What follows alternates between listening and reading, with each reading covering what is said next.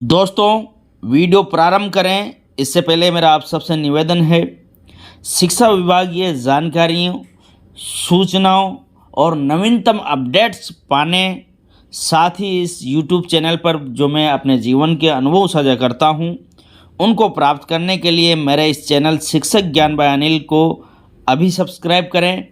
Subscribe करने के बाद में जो बेल आइकन का बटन आता है उस पर प्रेस करें। जैसे ही आप बेल आइकन को प्रेस करते हैं तो 3 विकल्प आते हैं, उसमें सबसे ऊपर वाला विकल्प ऑल को चयन करें। इसके बाद में जब भी कभी इस प्रकार की कोई भी सूचना, जानकारी या जीवन का अनुभव साझा करूंगा तो इसकी सूचना सबसे पहले आपको प्राप्त होगी।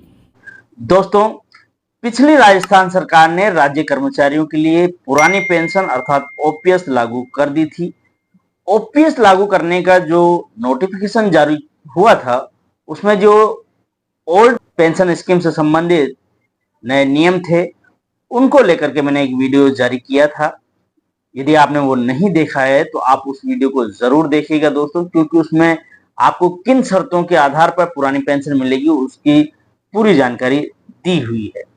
साथ ही दोस्तों, जब पुरानी पेंशन लागू हुई थी तो उसी दौरान कई कर्मचारियों ने जो एनपीएस की 25% राशि थी वो विड्रॉ की थी। उसके बाद में राज्य सरकार ने विभिन्न प्रकार के ऑर्डर निकाले थे, जिसके अंतर्गत जो 25% राशि कर्मचारियों ने निकाली थी उनको जमा करने के लिए कई कर्मचारी साथियों ने उसको वापस जमा भी करवा दिया था। किस प्रकार से जमा करवाते हैं इसके लिए मैंने वीडियो बनाए। एनपीएस से संबंधित और ओपीएस से संबंधित मैंने ढेर सारे वीडियो बनाए थे दोस्तों।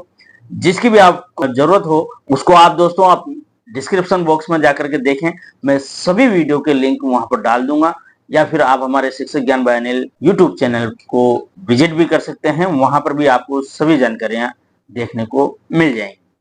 दोस्तों, जो 25% राशि थी, कई साथी जो जमा नहीं करवा पा रहे थे, क्योंकि दोस्तों 25% जो राशि विड्रॉ की थी एनपीएस की, वो अधिकांश कर्मचारी ऐसे थे जिनके पास किसी न किसी प्रकार से धन की आवश्यकता थी और उन्होंने मजबूरी में आकर के 25% राशि निकलवाई थी।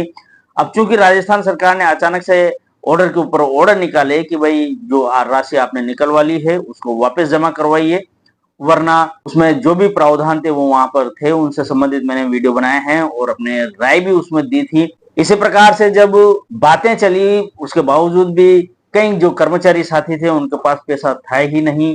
तो ऐसी कंडीशन में कई सारे कर्मचारी राजस्थान हाई कोर्ट की शरण में भी गए।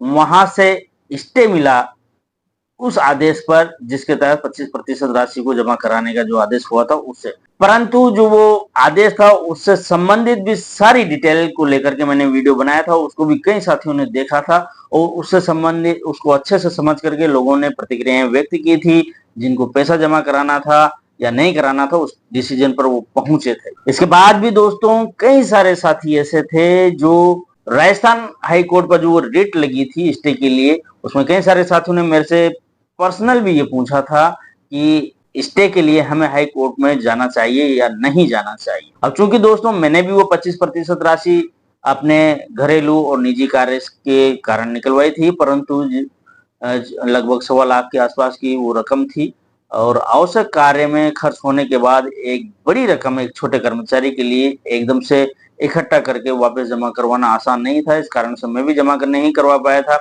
अब कई साथी ये चाहते थे कि हाई कोर्ट में जैसे कई लोगों को स्टे मिला है तो अपन भी उसमें स्टे के लिए अपना नाम जुड़वाएं हाई कोर्ट की रिट में, परंतु मैंने उनके लिए वहां भी मैंने मना कर दिया था कि भाई मैं तो ऐसा नहीं कर रहा हूं, आप चाहो तो स्टे के लिए जा सकते हैं हाई कोर्ट या चाहे तो नहीं जाएं, ये आपके ऊपर है। मैंने दोस्तों स्टे के लिए मैं नहीं गया था और मैंने पैसे भी जमा नहीं करवाए थे, क्योंकि मुझे कहीं ना कहीं ऐसी आशा थी कि कोई भी सरकार को जब हजारों कर्मचारियों की बात है तो चूंकि कुछ कर्मचारी मजबूरीवश अपनी 25% की जो राशि थी उसको वापस जमा नहीं करवा पाए, तो इसकी वजह से ये कतई नहीं हो सकता कि उनको ओपीएस से महरूम कर दिया जाए। ऐसा मुझे विश्वास था, इसलिए मैंने विशेष प्रयास नहीं करे। मतलब यदि मैं वो 25% राशि जमा करवाता तो मुझे कोई ना कोई लोन लेना पड़ता, जो कि ऑलरेडी लोन थे। इस कारण से आसानी से मिलने वाले लोन के लिए भी मैंने प्रयास नहीं किए। और आज दोस्तों एक बार फिर से उसी एनपीएस की 25% राशि से संबंधित नया आदेश आया है, जिसके बारे में मैं आपको खुल करके बताने वाला हूं। और साथ ही दोस्तों कई लोगों ने मेरे को देख करके पैसे जमा नहीं करवाया, न ही वो हाई कोर्ट में गए। यदि आप उनमें से एक हैं तो दोस्तों कमेंट बॉक्स में जरूर लिखिएगा कि मेरे उस राय से आपको फायदा हुआ है। तो दोस्तों इसी से संबंधित ये ऑर्डर जारी हुआ है 4 अक्टूबर 2024, मतलब आज ही हुआ है। और ये ऑर्डर जारी किया है राजस्थान सरकार के वित्त विभाग के नियम अनुभाग ने। ये समस्त अतिरिक्त मुख्य सचिव, प्रमुख शासन सचिव, विशिष्ट शासन सचिव राजस्थान सरकार के जितने भी हैं उन सबको ये परिपत्र जारी किया गया है। और साथ ही इसमें जो लेटर्स थे पिछले एनपीएस के 25% जो राशि विड्रॉ की थी उससे संबंधित जो पुराने परिपत्र उन सबका यहाँ पर संदर्भ दिया गया है।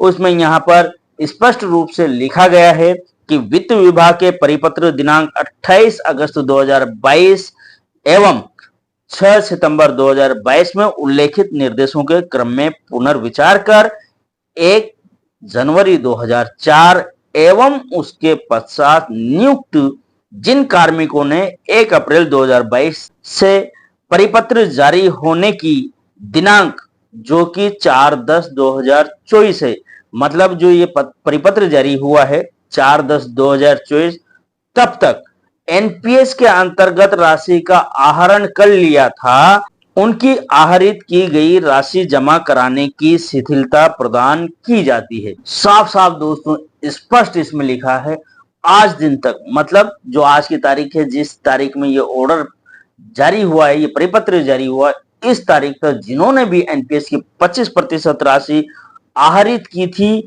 उनको उस राशि को जमा कराने से शिथिलता दे दी गई है, मतलब उनको छूट दे दी गई है। वो चाहे तो उसको जमा नहीं करवाएं। इस राशि को सेवानिवृत्ति के समय नियमानुसार गणना कर समायोजित किया जाएगा। ये जो राशि है जो कि आपने 25% राशि निकलवा ली है, जब सेवानिवृत्ति पर आपको यह राशि दी जाएगी। अब दोस्तों ये कैसे दी जाएगी मैंने इसकी डिटेल में आपको समझाया हुआ है। ओपीएस के जो नियम वाला वीडियो बनाया था उसमें, उसको आप अवश्य देखिएगा। मैं मोटे मोटे तौर पर आपको बता देता हूं कि जो एनपीएस की जितनी भी आपकी राशि जमा है एनएसडीएल के पास में, वो सभी राशि राजस्थान सरकार निकलवाएगी और उसके लिए एक फंड बनाएगी। उस फंड में वो राशि पड़ी रहेगी तब तक जब तक कि आपकी सेवानिवृत्ति नहीं हो जाती है। और सेवानिवृत्ति के समय पर वो जो राशि आपकी पड़ी हुई है एनएसडीएल में, प्लस अब जो कि जीपीएफ 2004 के रूप में आपकी राशि कट रही है, उस सारी राशि को जो प्रचलित जीपीएफ की जो दर थी उसके अनुसार ब्याज देय होगा और वो राशि आपको सेवानिवृत्ति के समय दी जाएगी। कौन सी राशि? केवल वही जो कि आपकी स्वयं की है, राज्य सरकार के हिस्सा की राशि आपको नहीं दी जाएगी, वो राज्य सरकार की ही रहने वाली है।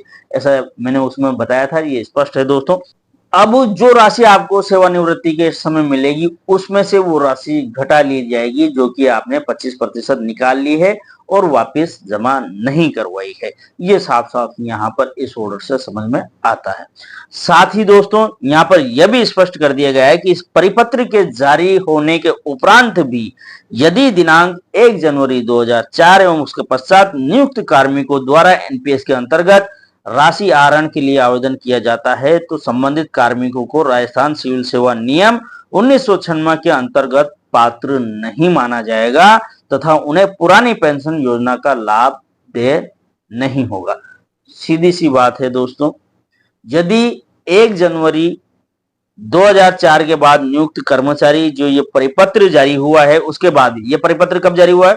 आज दिनांक को 4 अक्टूबर 2024। यदि 4 अक्टूबर 2024 के बाद भी राजस्थान का कोई कर्मचारी एनपीएस के पैसे निकलवा लेता है तो फिर उसको ओपीएस नहीं दी जाएगी, ऐसा यहाँ पर स्पष्ट किया गया है। अब दोस्तों ये कहा जरूर गया है परंतु इसमें भी ये स्पष्ट है कि जब 25% राशि कर्मचारियों ने निकाल ली थी तो एनएसडीएल के जो पैसे निकलवाने की प्रक्रिया थी उसको राजस्थान में बंद कर दिया गया है। आप चाहें तो भी उसको नहीं निकलवा पाएंगे, इस प्रकार की व्यवस्था कर दी गई है। तो अब आगे से आप चाहकर के भी उस पर उस राशि को निकलवा ही नहीं पाएंगे, तो फिर ये खतरा आपके पास बिल्कुल भी नहीं रहने वाला है कि ओपीएस आपके नहीं रहेगी। परंतु दोस्तों चूंकि केंद्र सरकार ने एनपीएस की जगह यूपीएस लागू करने की ठान ली है, यूपीएस लागू कर दिया है। अब चूंकि सेंटर में बीजेपी की सरकार है और यहाँ पर भी सेम वही उसी दल की सरकार है, तो हो सकता है राजस्थान में भी यूपीएस को लागू कर दिया जाए, ऐसा कहीं ना कहीं कर्मचारियों में भय है। इसको लेकर के 18 अक्टूबर को राजस्थान शिक्षक महासंघ और विभिन्न जो संगठन है वो जयपुर में एक प्रदर्शन भी करने वाले हैं। तो दोस्तों ये ऑर्डर आया है, इसका मतलब ये बिल्कुल भी नहीं है कि आपकी ओपीएस बरकरार रहेगी, जब तक कि सरकार की ओर से इसके लिए स्पष्ट संकेत नहीं दे दिए जाते कि भाई राजस्थान में ओपीएस लागू हो गई है और अब हम यहाँ पर ओपीएस को वापस यूपीएस में कन्वर्ट नहीं करेंगे, तब तक कर्मचारियों के मन में यह शंका और संदेह है कि ऐसा ना हो जाए कि कर्मचारियों को जो ओपीएस मिली है बड़े संघर्षों के बाद में वो ओपीएस हाथ से चली जाए, और जो नई व्यवस्था है यूपीएस जो हो सकता है एनपीएस से बेहतर हो परंतु ओपीएस से कतई बेहतर नहीं है, तो ओपीएस हाथ से नहीं जाए। इसके लिए विभिन्न संगठनों के द्वारा 18 अक्टूबर को जो प्रदर्शन किया जा रहा है उसमें आप शामिल जरूर हों, ताकि राजस्थान सरकार के पास एक संदेश जाए कि कर्मचारी ओपीएस को ही बनाए रखना चाहते हैं, कृपया इसके साथ छेड़छाड़ न करें। साथ ही इस वीडियो के माध्यम से सरकार से भी मेरा आग्रह है कि कर्मचारियों को बड़ी जद्दोजहद के बाद और बड़ी मुश्किलों के बाद में ओपीएस प्राप्त हुई है, कृपया इसे कर्मचारियों को महरूम नहीं करें। दोस्तों अब आपको स्पष्ट है कि जो 25% आपकी राशि है वो आपको जमा नहीं करानी है। आपने पूरा वीडियो देखा दोस्तों, इसके लिए आपका बहुत बहुत धन्यवाद, शुक्रिया।